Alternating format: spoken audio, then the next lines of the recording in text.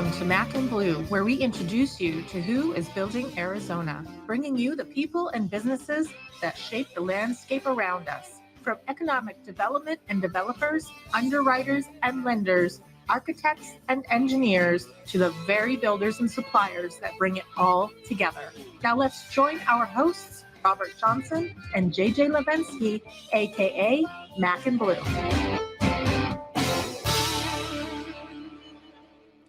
Welcome to Mac and Blue. Again, I'm Robert Johnson, Vice President of Business Development with Torrey Contracting. He is JJ Levinsky, President of Bleu General Contracting. Hey. Did I say general contracting on mine or just contracting? I don't know. It doesn't matter. I only listen to half of what you say. Are you anyway. a general contractor? Last time I checked. Okay. All right. I don't know what the license says. Yeah. Probably says, my joke is it radiator repair and loan sharking? That's right. It could be. How you doing?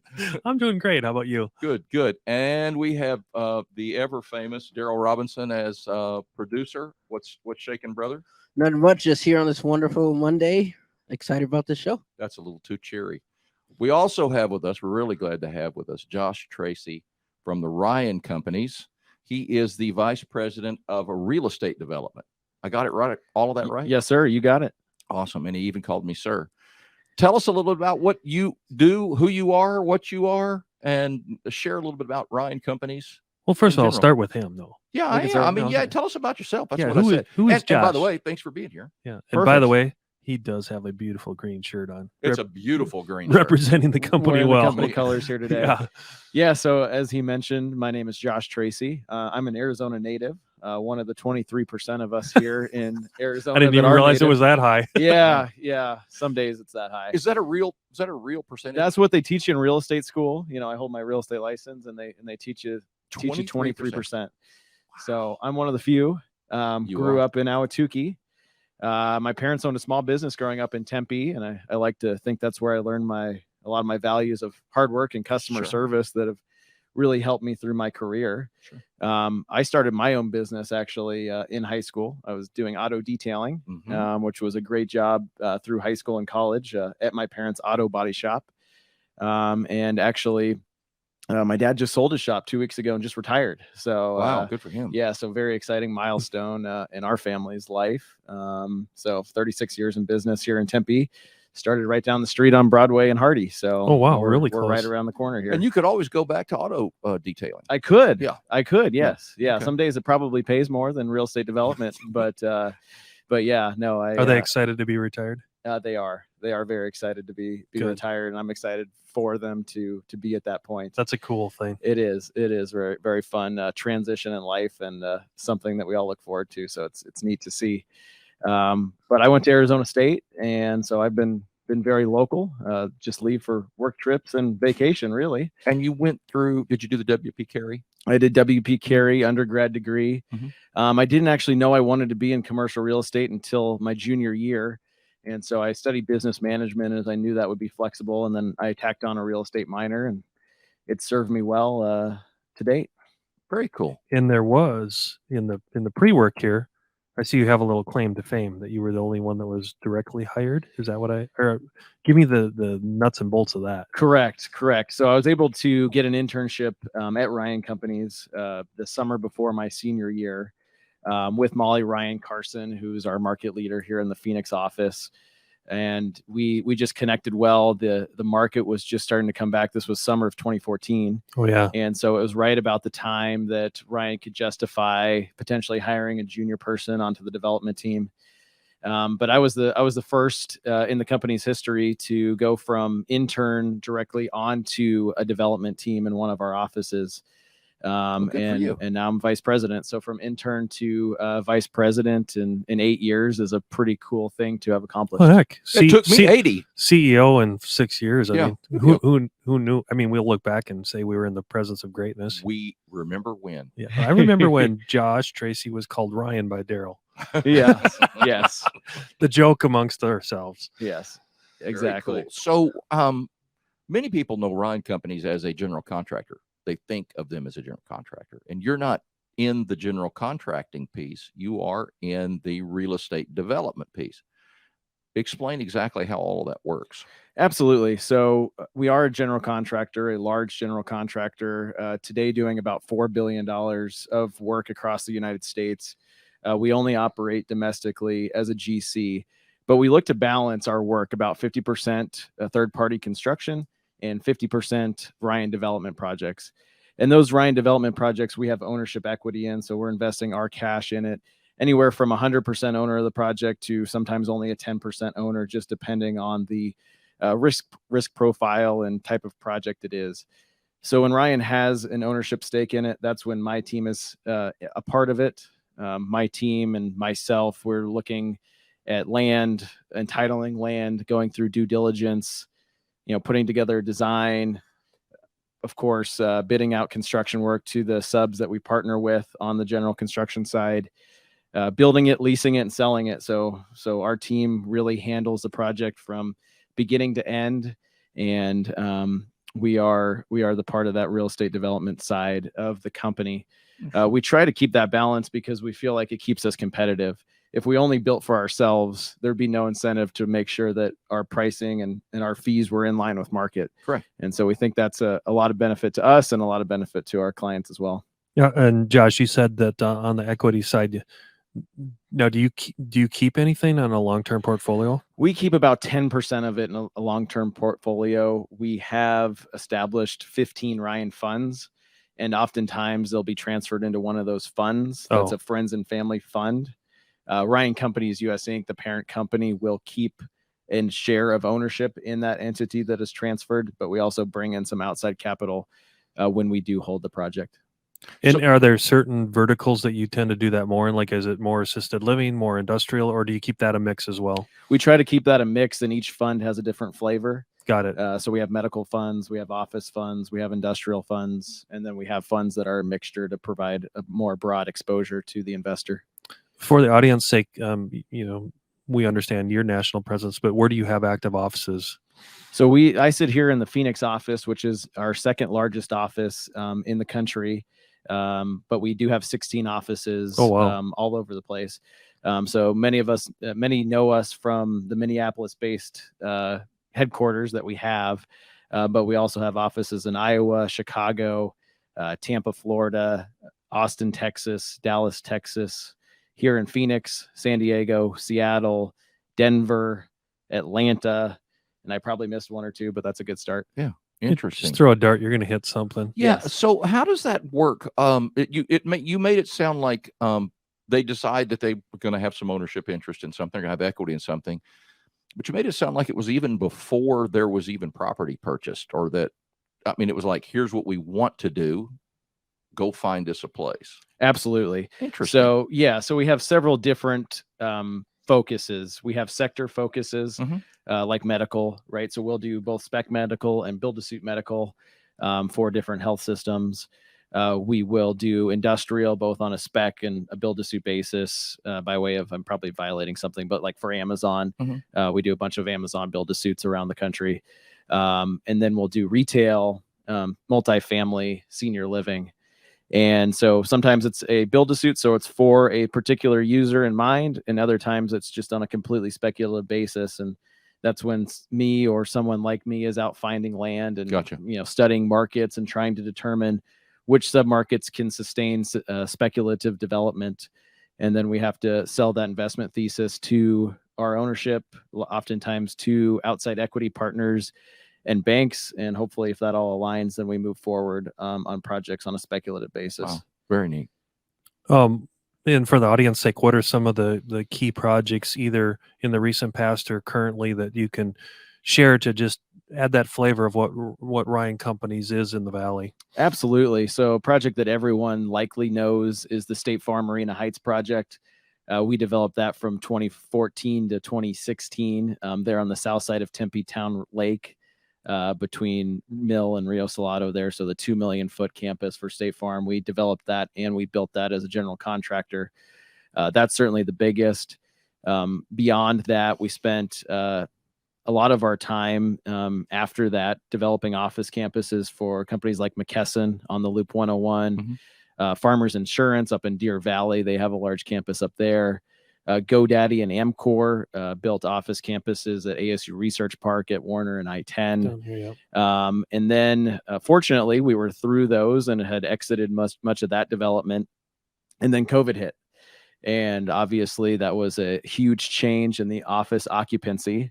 Office, unfortunately, continues to struggle with, not a lot of people wanting to come into the space daily. Everybody's spoiled from working at home. Yeah, it's Yeah. great. Work in your pajamas. Hopefully you have pajamas on. And, so we made a pivot locally to really start focusing on industrial. We had several industrial projects underway prior to COVID. So we quickly realized that the leasing velocity was still there and the capital interest was still there to develop industrial product. And now we have about 2 million square feet of industrial space in 4 projects spread throughout the valley under construction, with another pipeline of about 3 million square feet that we're working in the pre-development phases. Is it slowing at all? The industrial side? The leasing velocity is nearly as good as we've ever seen it. We just came off a record quarter of net absorption for industrial space in Phoenix. We have record low vacancy. The vacancy rate's 2.7%. Wow. The historical averages are between 8 and 9%. But it is slowing, and it's slowing because capital is pausing. We have seen, unfortunately, return expectations grow substantially by these institutional investors that fund a lot of these large scale projects. And with today's land costs and today's construction costs and today's rents, we can't get to those return thresholds. Yep. So unfortunately, there's a little bit of turbulence out there right now. And I know of at least a dozen deals that are industrial deals that have more or less blown up over the last 60 days. Yeah. As there's all this pushback with this higher interest rate environment. And it's tough because you tell these investors, you're like, guys, people need the space. Even if leasing stops, we may get back to a historical vacancy rate, but probably not. And leasing's probably not going to stop. It's no secret that our best friends in California will continue to chase users over here, especially on an industrial standpoint. Yeah. They don't like the trucking. They don't like a lot of the hazardous materials in the buildings. And so you feel like there's a lot of tailwinds, specifically as it relates to the industrial market.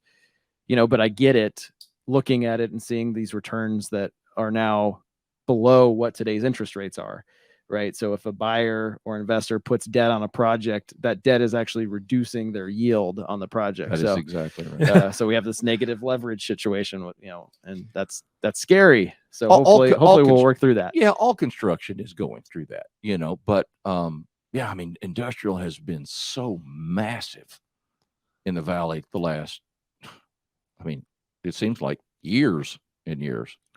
Absolutely. And last year, I would say in any given week, we were responding to 2 lease proposals per week. The last 90 to 120 days, I've been doing 8 or 10, putting 8 or 10 lease proposals out on various size spaces from 1 million feet all the way down to 30,000 feet. So, and the leasing rates are very strong, and these tenants are dying for space tomorrow. So it's an interesting disconnect in the market today. But there's not only the capital, but we're all in the space and having those conversations behind the scenes. And one of the biggest issues right now is electrical gear. So that even like we were joking, without mentioning names, that even if like we were working together or I was a key subcontractor to you, I might not get the gear for a year and a half up to 2 years. So we couldn't even energize that building as fast as you could build it. Right. And that's one of the, and there's, that's what the issue is now. Remember, if we go back to 12, 16 months ago, it was steel. If you weren't ordering the bar joists and the deck, and then we all started going to modified roof systems to mitigate that, there'll be another cycle like that again. And, there's all of us in our industry are out there trying to throw darts at what is the next one, is it roofing? Is it PVC? This, is it, we've seen it with the concrete on the tilt, things like that. So. Yeah, it truly seems like every part of the supply chain is going to break before we're through this. Now, the challenge is... There's enough duct tape out there. Yeah. The challenge is looking at the economics. We see something break. We see immediate price escalation, and then it's corrected, but we don't see any decrease. It just goes to a more normal inflation rate. Yep. And so, that piles on after a while and starts to gets very expensive very quickly. The take a tangent and go back to just some offline chatter because I think the audience would get a kick out of this.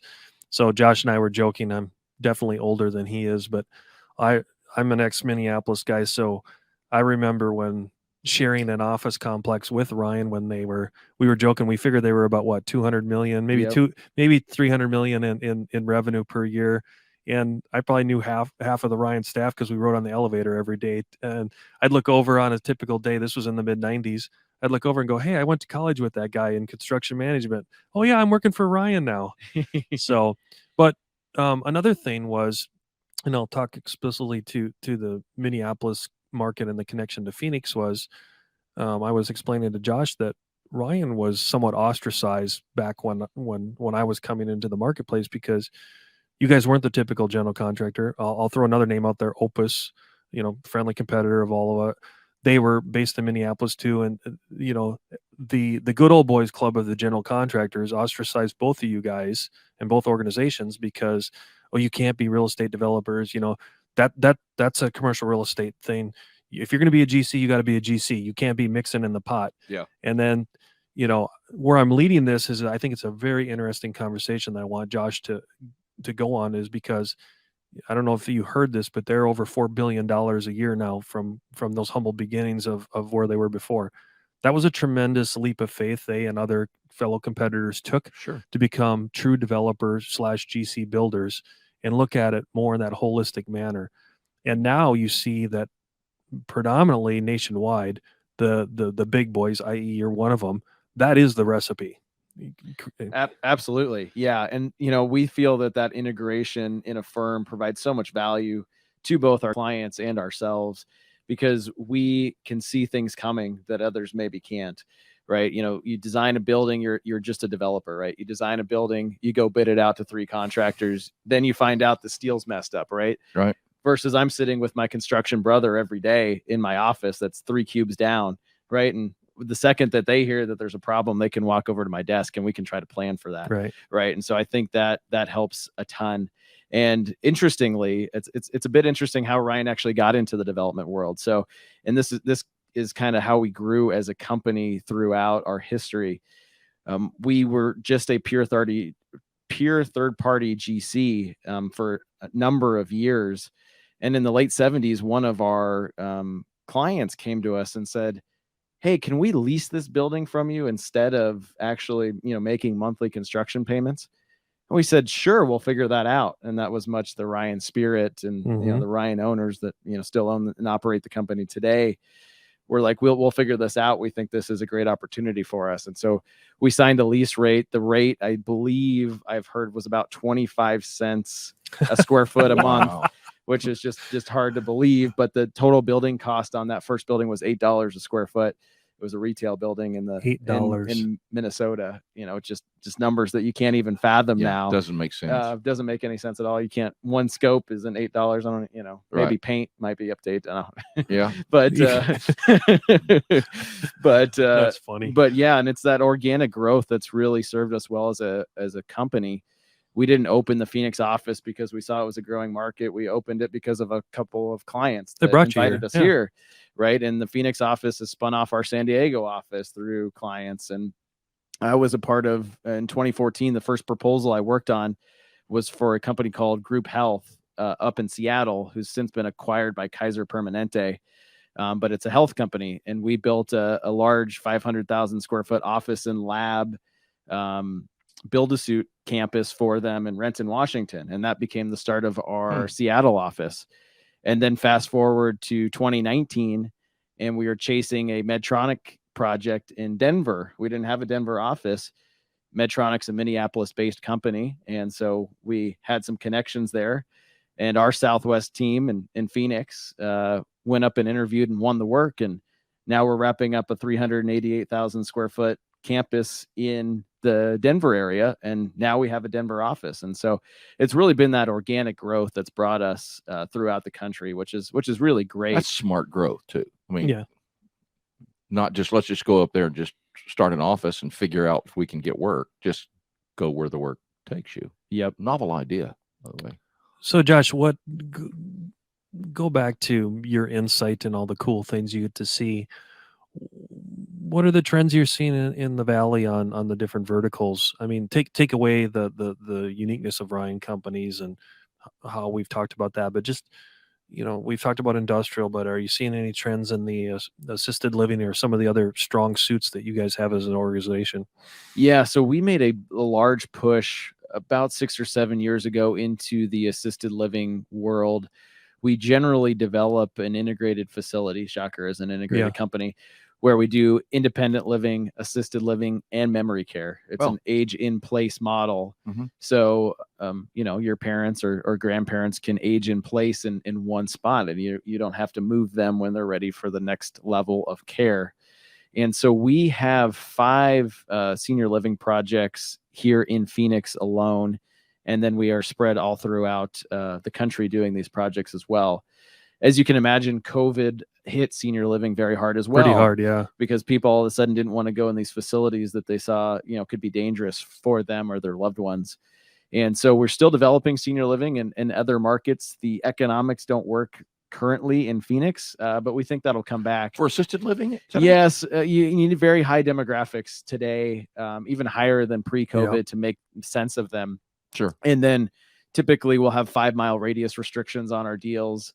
And we have 2 that are in lease up in Scottsdale, which is the best demographic. And then we have 1 at 32nd Camelback serving the PV and Arcadia market. So we really have the best demographics circled. So our senior living developer here locally, his name's Daniel Raymer. He sits across from me. He's been developing in Seattle and Southern California and places like that the last couple of years. So that's where he's finding opportunity. Now, will you have your own operator on that, or do you partner with someone on that? We partner with several different operators. Life Care Services is a big partner of ours. And then we have a couple of others that we'll do a co-branded. But you'll still have mixed equity in that then too, right? We do. Yep. Yeah. We'll invest equity. Our operator will invest equity, and then we'll have an institutional equity investor. Smart move in that as well. We're also growing the multifamily business as well. That continues to be a good business. It seems like we must be on the 11th or 12th year of the multifamily run. I'm very jealous that it really doesn't seem to be slowing down either. It doesn't. No. You have a shortage of housing in the market. Well, and with the recent interest rates, that if there was a little bit of a downtick, and now it's just who can afford homes anymore? Right. Yep, exactly. Need to rent an apartment. So we're doing that, and then we're also doing a ton of medical. We continue to see medical office expansion, and then different specialty surgery centers and other acute care facilities that we're developing around the country with Ryan. Very cool. Let's take a break and we'll dive back in. Torrey Contracting, your full-service Division 9 contractor. Torrey Contracting operates with a smaller, hands-on team. This cohesive structure results in superior workmanship and economical solutions. We deliver projects with unsurpassed commitment to quality and stewardship of budget. Torrey Contracting, small enough to listen, big enough to deliver. So we were talking about the multifamily piece and the fact that it doesn't appear to be slowing down. It's one of the things that we're in, that Torrey's in quite a bit, and we're hearing, of course, that same thing with interest rates, and it seems that the smarter development people, and this one that I was in a meeting with last week is also a developer GC, follows that same model: a third their own money, a third outside investors, and then they go borrow a third. And because of that, they're saying the interest rate piece isn't killing us; it's not stopping us, because we've got our money, not in loaned or lended. So yeah, very interesting stuff. Yeah, the pro forma still work. Here, I'm going to go down another rabbit hole for a little bit just because it's interesting. And you'll see why. I like leading questions. Sure. Josh, I thought it was really interesting about your background with, giving back to the community and the baseball thing. Can you let the audience know what that's all about? Absolutely. So I grew up playing baseball, loved baseball. I was a catcher, which I think that explains the dents in the forehead. Sense. Yeah. Right. Yeah, exactly. And it was nice to at least feel like you're in control of the game. And hopefully his nickname was Tin Cup, by the way. Yeah, that's right. Exactly. And so it was nice to try to outthink a batter and try to keep your pitcher in line while you were squatting behind there. But Yeah, I had the opportunity to get involved with a program called Opportunity Through Baseball. It was founded by a man named Sean Payton. Coach Payton is who I call him. And I first got to know him through the Diamondbacks training centers, which I believe is now branded Diamondbacks Academy, but it is the youth academies that the Arizona Diamondbacks host. And I did private lessons through Coach Payton 4 years while I was playing. I played through high school over at Seton Catholic High School in Chandler. And then I ended up playing my freshman year on the ASU club team. So not the D1 team, but there's a club team. Mm-hmm. It was a really great experience. We actually played the local community colleges throughout Phoenix. And then we played the other D1 schools. It was then the Pac-12. I don't know what it's the Pac something now, but Right. Who knows? Yeah. That's another tangent that we don't have time to go down. But anyways, Coach Payton was starting this organization to give back to the kids that couldn't go to the D-backs training centers or the Diamondbacks Academy. And so we focused first on the Balts School District in Central Phoenix, just kind of north of the 202, kind of along that McDowell corridor, north of the airport. And so we went to Larry C. Kennedy and Balts Elementary and several others, and we would put on a 6-week program. And it was both the focus was character development through baseball. And so there would be a classroom portion and then an on the field portion, 2 days a week after school, try to keep kids out of trouble. Classroom portion, focusing on those character development concept things, and then being out on the field and reinforcing that as you're teaching the game of baseball to these kids, some of which have never picked up a baseball before. And then we do Sandlot Saturdays where we'd play games with them. I was involved in that for about 7 years, from the beginning with Coach Payton, helped grow it as an organization, and have since subsequently peeled off just because of my time commitments at work. Getting out of the office twice a week in the afternoon. Yeah. This work thing gets in was the a way of little bit everything. tough, but Coach Payton's still doing it. He's a wonderful individual, a great example, and I was thrilled to participate in that and really give back to a game that taught me a lot of lessons in life. Yeah, that's very, very interesting. So I'm going to pull a JJ here, and we're going to dive into this rabbit hole. Yeah, he's looking at me like I did something wrong. Don't be stealing my words, because they're so few that I have to rely on them. Has to own them. Let's go back to the industrial piece. We kind of touched on some of it, but we really didn't get into what do you think is driving that demand. I mean, we touched on one of the big guys specifically, but it's got to be similar businesses. It's a mix of every business, quite frankly. Manufacturing. It's manufacturing, it's distribution and warehousing. And there's several things driving this. From 2020, say February of 2020, the date that everyone loves to reference, to today, we've seen e-commerce sales double. And so Amazon has doubled their footprint accordingly. Amazon slowed down their growth because they doubled their footprint in 2 years, which is just amazing to think about. You think the whole footprint that it took them from 97, 98 to 2020, February of 2020. And then to double and it then again. To double it again in 2 years is just unbelievable to try to even fathom. But it's not just Amazon, right? It's every retailer has seen a huge explosion of their e-commerce growth, and they've needed space. So we've seen Target and Walmart and all those competitors take very large chunks of distribution space. Another thing, we've seen all the supply chain issues throughout the last 2.5 years.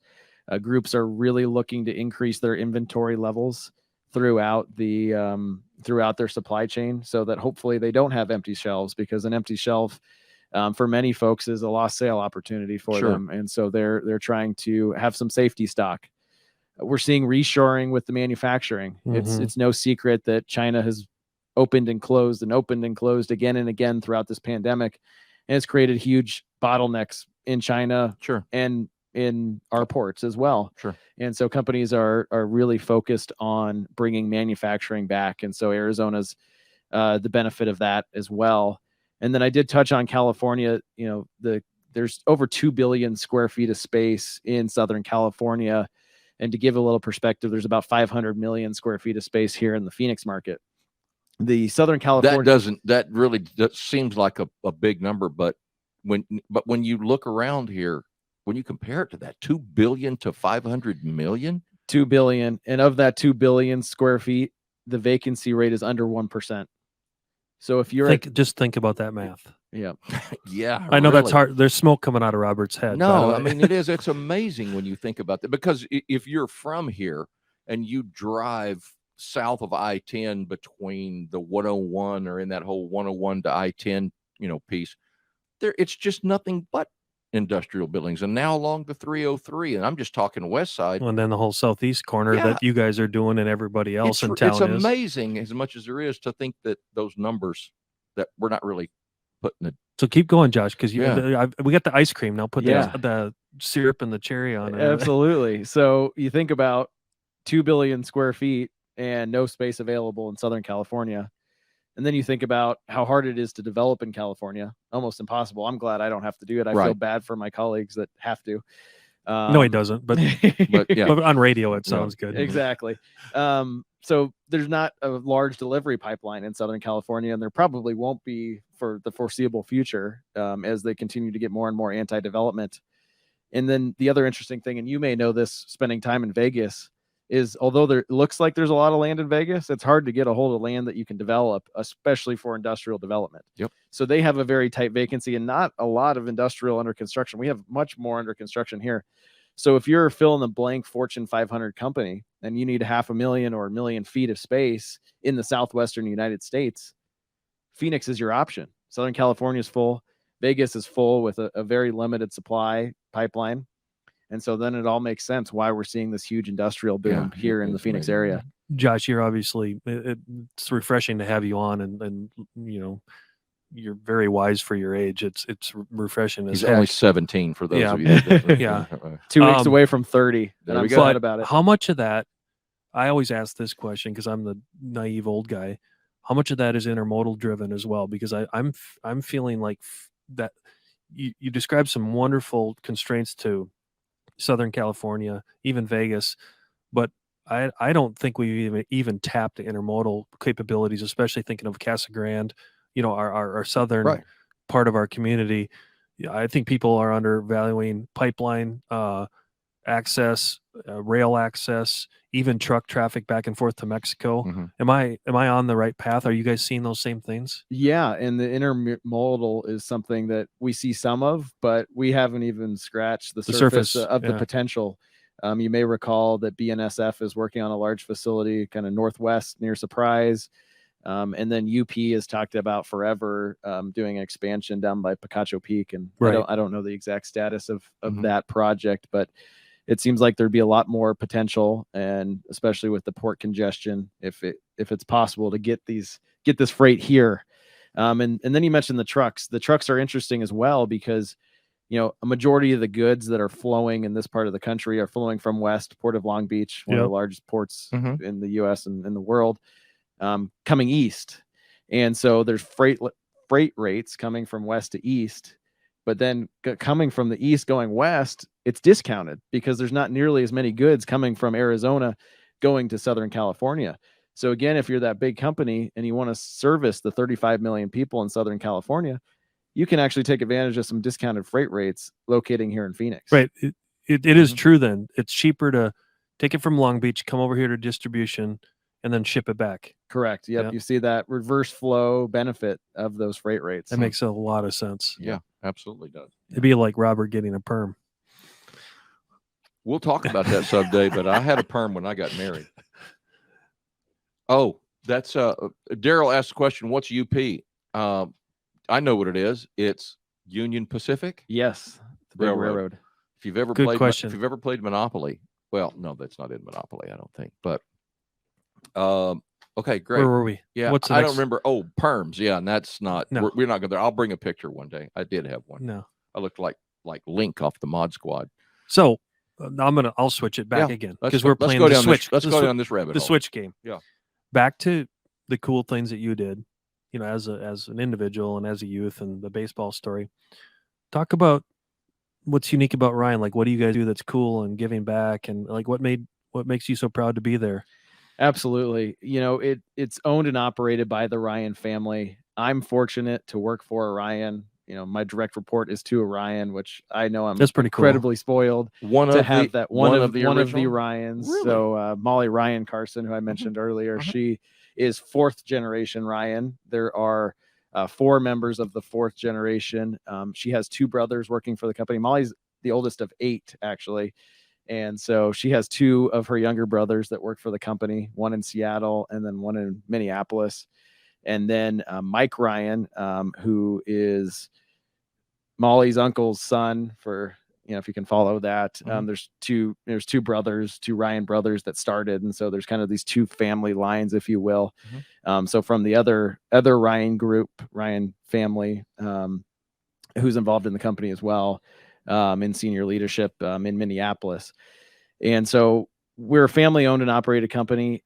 We feel like a big family. We talk a lot about our culture. Our culture is very important to us.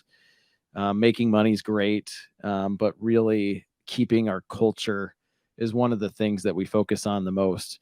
And we do that through good hiring. We do that through events, and we do that through giving back to the community. And so we try to do a minimum of 2 acts of service per month in each of our regions. And that could be doing Habitat for Humanity, going to Feed My Starving Children. And then also we've had the fortune of building for many nonprofits at no fee. And we give back in the construction process. But then we also usually will set up a reoccurring volunteer. So we've had a volunteer event. So we've had the fortune of doing that for St. Vincent de Paul. We're working with the Arizona Humane Society on a new building now. And so those are some of the ways that we give back. As an individual working for the company, we can be very flexible and very nimble, which I love. I can easily get to decision makers very easily. So even though we are a 2,000 person organization, the door's always open to any of the Ryans, to any of our senior leadership. And it's not just me on the development team. It's any of our employees. That's amazing. Are more than welcome to reach out. We all sit in cubicles. I wish I had a private office personally, but we're all in cubicles all the way up to CEO. So no one's got a private office with a. Now, wait a second. Yes. No. Yes. The CEO's in a cube. The CEO is in a cube, same size cube that everyone else has in Minneapolis. That's impressive. That's just how accessible and everyone is and leadership is in the company, and how we help maintain that strong culture internally. I want to be in that cube right next to them for some of those conversations that that go on. There's probably empty cubes. They put you in a cube a long time ago. The problem was it was padded. And a lock on the door. Yeah, exactly right. And that is the culture thing is well known. I mean, when you talk to other people in the trades, and they know Ryan, and it's a first class. Are you guys doing anything unique right now to overcome the supply and demand issue of people as well? Or are you struggling with the same thing all of us are? I think we all struggle, specifically in this industry. And even if it's not us struggling, it's our subcontractor partners that are struggling through it. Right. And we're trying to help them as much as we can, and, try to be flexible with resequencing and, everything I think you're seeing that just occurs more and more on of that project, right? I mean, I think we as an industry, we all talked about that, but now I think the walk has to exceed the talk. And there isn't a week that goes by. I know, Robert, you do it in your forums and I do it in mine. That has to be sincere and tactful now to bring the trade base along with us. In other words, like what you're saying, if we have access to this many more things, capital, knowledge, tools, whatever, if we're not bringing that along, we're going to be at our own demise. Yeah. So I'm seeing a much more active approach by everyone in that. Absolutely. Okay, we're going to do this again. A word from our sponsor. There comes a time when dreams become a reality, when you see your vision materialize into a true work of art. And the only way to get there is to choose a general contractor who shares that same vision and knows how to bring it to life. At Bleu Wave, we aren't so big that we've forgotten where we've come from. And we aren't so small that we can't care for your projects regardless of their size. When your vision deserves safety, perfection, timeliness, and expertise in order to become a reality, trust Blue Wave to get it done right the first time. So I was sitting here listening to that, and there's like, Blue Wave, and I'm thinking, so here's a softball question for you. So how many billions of dollars a year are you doing right now? That'd be a negative. That'd be a negative. Us in the industry, when we hear numbers like that, we work hard to get it into the 20, 30, 40, 50 100, millions, 100 millions. Oh man, you get into 100 million and man, you've made it. You tell somebody you're doing 100 million a year and you're just in rarefied air. And Josh comes in and, 4.2 billion. Yeah. Daryl vapor locked on us for a few minutes and immediately asked for a job. So, what have we not talked about so far? Well, I'd be curious. I liked your story about that you went into business school and then went into commercial real estate, or not, you know what I'm saying? Like the focus on developing is talk to the kids out there that are maybe listening, or I say kids, that shows you how old I am. But if there's someone in college right now or in the trade schools, what could they glean off of your advice? Well, I think my favorite thing that I mentioned earlier that I learned from my parents is hard work, right? There's so many folks that don't want to check that box right today.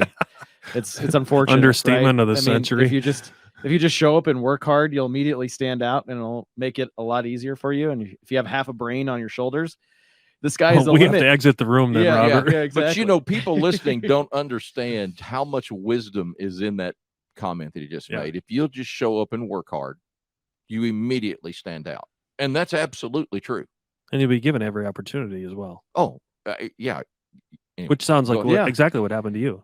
Absolutely. And I saw it through my parents, right? I keep mentioning them, but they didn't go to college. And, they ended up growing a very successful business that they owned and operated in this town for 36 years, right? And created a very nice growing up for my younger sister and I, who actually works for Ryan in our Seattle office now. So I'm keeping it in the family. Look out. It's going to become the Tracy companies pretty soon. I joke about that with Molly all the time and she doesn't think it's funny. I think it's hilarious. I think she's threatened by it, but, but yeah, I saw that. I saw the hard work and, the returns that provided to my parents. And then I felt I was given the gift from them of a college education and wanted to do something with it.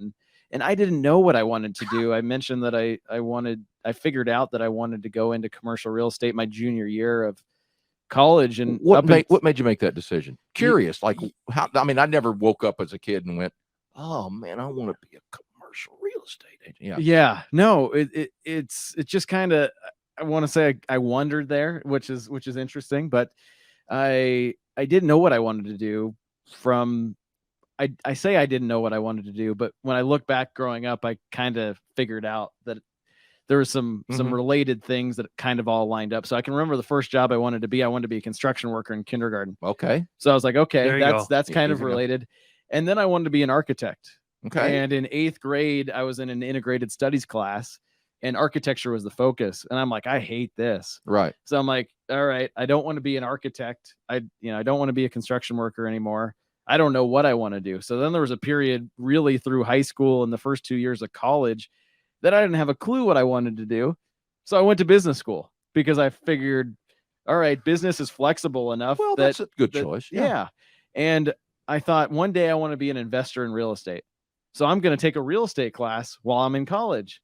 And I fell in love with real estate. And I knew that I didn't want to go into residential real estate. My wife actually does some residential real estate, and God bless her for willing to go through that. But it's a tough business with a lot of emotion. Not that we aren't emotional, right, guys? In this business, Robert's crying right now. Nice cover, by the way. Exactly. Okay, yeah.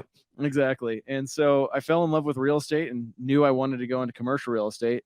But then I still didn't know quite what I wanted to do. Development sounded fun. Brokerage sounded fun. And I actually have this cool story as to how I got connected to Molly. Yeah, my aunt is a commercial real estate broker at Colliers International. Her name's Kathy Foster. She does a lot of tenant rep work, both locally and nationally now. Her business has exploded the last few years and she's killing it. But unfortunately, through some family drama, like every family has, we got disconnected for 8 to 10 years through my childhood. One day I was heading to a spring training game with my buddy. I happened to have a convertible at the time. Perks of growing up in an auto body shop, you get a cool car when you turn 16. And so I'm in I want to get adopted by his dad yeah, again all over again. Yeah, exactly. And so I'm heading to the baseball game in my convertible. We're going to a Diamondbacks game at Salt River Fields, and we get off the 101, my buddy and I, and my aunt and uncle and one of my cousins pulls up next to me in a convertible, and we look over at each other, and they're like, Josh? I'm like, hey, Aunt Kathy and Uncle Jack. And they're like, pull over. I was able to get reconnected that way with them. That's amazing. It's absolutely amazing. She's like, Josh, how are you? What are you doing? I'm at ASU. I'm a junior. I want to go into commercial real estate. She's like, I'm in commercial real estate. I can help you. And she set up a coffee with Molly, and I met Molly, was offered an internship, and Wait, now I'm sitting here as a vice president of real estate development. That's really how the internship happened. That's really how it happened. You should have bought a lottery ticket that same day. That's all I'm going to say. We're going to go buy one together right when we're done here. Yeah. So, but you're in traffic and pull up next to each other, and she knows Molly, introduces you to Molly, internship to direct hire. Yes. It gives me chills every time I tell the story. It is really, So don't even try to think that there's not a purpose, and it's some good stuff. Yeah. Life will test you. The minute you start thinking there's not a purpose, there'll be something that will really, really try to challenge that, is what I've learned. And how just abstract, we hear stories, like we talk about this all the time, at how close knit the construction world here is in Phoenix. Everybody's worked for somebody else, and you go to a function and there's so-and-so. Oh yeah, I've been here. It's over and over, especially when you're on the biz dev side and you run into people, just so random at times that people tell me all the time, I was in prison with JJ, and I'm like, well, okay. It was only a short stint. Yeah. So, good stuff. Josh, what, I have one more question. I don't know how we're doing on time, but we're doing good. Okay. What haven't we talked about development? Why is that you want to talk about? Yeah, that you want to talk about. What's out there? What challenges do you see coming for you, or not only Ryan, but just you as a representative of everyone that's in your little niche in the market? Yeah, the thing I would say about development is it's like walking through some thick grass, and there's 200 snakes hidden in that grass. And 5 of them are going to bite you throughout the process. You just don't know which 5. And so it's just that constant need to be to be nimble rather, because one thing will kill you on one project, and then the next thing will try to kill you on the next, right? So you're always learning, you're always trying to anticipate what's going to happen. But on one project, it'll be the FAA. On the next project, it'll be the bank. On a third project, it'll be the angry neighbors, right? I mean, there's just always something. There is always something. There is just always something. And it feels like every project has to die 2 or 3 times before it ever gets built. At least that's what I experience. Maybe I'm just bad at what I do. It's funny to hear you say it, because every one of us can relate. Yeah. As a 29 and 11, 12-year-old man, you've got the wisdom of a old guy like us. He really does, because this stuff is just absolutely. I'm a Division 9 subcontractor. He's a general contractor. We see that with everything that we do. Oh, that one went away. A year later, oh yeah, I worked on that once before. Let me pull it. It's just over. It just keeps churning and churning. It does. So you have to be, a self-starter. You have to get up and want it every day, because everything's going to push back. The market's going to push back. Individuals that you interact with are going to push back, and you have to overcome these problems, on a daily basis, and they're always changing. And so just trying to adapt that and hold your real estate development deal together, because these deals take 3 to 5 years from my perspective, right? Some of the audience might be on the front end or in the middle or towards the end of a project, and they might be involved from 2 weeks to 3 months, right? But it's really part of a 3-year, 4-year process where everything has to go darn near perfect, or it's very uncomfortable, and it can be, there can be huge upside and there can be huge downside. And so embrace the suck, as they say, right? Exactly. And so, I think, not that you should feel bad for real estate developers, but No. you know, if your owners ever, you know, if you're a general contractor or subcontractor and your owners ever lost his mind at you for whatever has happened, you know, realize that you're not the only guy that he's Just a interacting different with. flavored landmine. That's all. That's Exactly. all it is. That's Exactly. all Have it those, is. hey Josh, have those encumbrances because you guys are big enough and nimble enough at the same time. Have those recent encumbrances allowed you guys to bring any solutions in house?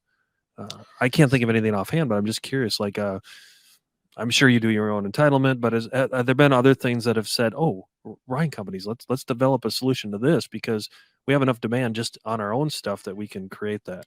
Yeah, we have done that actually on the architecture side, as well as some civil engineering. So we actually have 160 architects that work internally at Ryan Companies today. And we design about a third of our projects as Ryan A&E, our architecture group. Wow. And so it's a mix of all product types that we do. It was an opportunity for us to further integrate and not just be a contractor and developer. Lesser known, but we also have a large property management group as well that does the management on our projects as well as for third-party owners. Mhm. And so we're really trying to control as much of the life cycle of the building as we can from start to finish. And we think that the lessons that we learn as a property manager help us be a better architect, help us be a better developer, and help us be a better contractor. And so we try to all feed off each other on these things that we learn throughout the different segments that is the life of a building, which we think, again, just helps us out a ton, makes our life easier, and hopefully makes our clients' lives better as well. Yeah, I agree. How about on the maybe I'm asking the wrong person, obviously, but just does Ryan self-perform construction trade work as well? We do, but not in this market. Other than some very limited carpentry work, we're mainly a safety supervisor, construction schedule management, budget management, general contractor, Atypical but GC. generally competitively bidding out to subcontractors 99% of the scope on every project. We do have large self-performed teams in Minneapolis and Iowa, but the subcontractor base is just so great here in Phoenix and very competitive. Sure. And so we just haven't had it make sense to do that here in this market. Awesome. So how do people get a hold of you? Well, I have a LinkedIn. I think that we're gonna help out with my He's got it. URL. Daryl's got because- Yeah, we'll he's good for you. link you up to LinkedIn. That's for So sure. Feel free to connect with me on LinkedIn. You can message me. You can always give me a direct call as well. My phone number 602-322-6236. That's a first. That is a first, and that's pretty cool. I'm going to call it, Yep. but I'm just to make his phone ring. But exactly. Or feel free to, the LinkedIn. The LinkedIn is great as well. Okay. And I love to talk. I love to talk about real estate development. I'm happy to chat with anyone if they have a project that they're working on, whether it's something for Ryan or not, if it's question or some uncertainty that they have with any part of the process. I'm an expert in the development side, and I know a lot about capital and finance and that part of the business, but I sit next to professionals in every other scope, and I'm happy to connect anybody with a professional at Ryan Companies if they're ever interested. that's awesome. I know people will be. Well, Thank you. Yeah, I appreciate This was you being awesome. on. Thanks for having me. Absolutely phenomenal. Every time we get done with one of these, I'm like, we can't top this one, and it's just very well done. You're super sharp, dude. I So, appreciate that. we're the Ryan's lucky to have you. So we're the lucky ones here. So, Yep. For that, we're going to see you next week. well, at least Daryl. Well, no, Daryl won't be here next week. Oh, No, he's not. Daryl, you're not here next week, right? Okay. So we won't see Daryl next week, but for the Oh. rest of you, we're out of here. well, good luck finding a production person, I Yeah. guess. Levinsky on LinkedIn and Instagram. And tune in live every Monday at 3 p.m. as we continue to introduce you to the people building Arizona. Walt Disney said, "You can dream, create, design, and build the most wonderful place in the world, but it requires people to make the dream a reality." Until next time, make it a great day.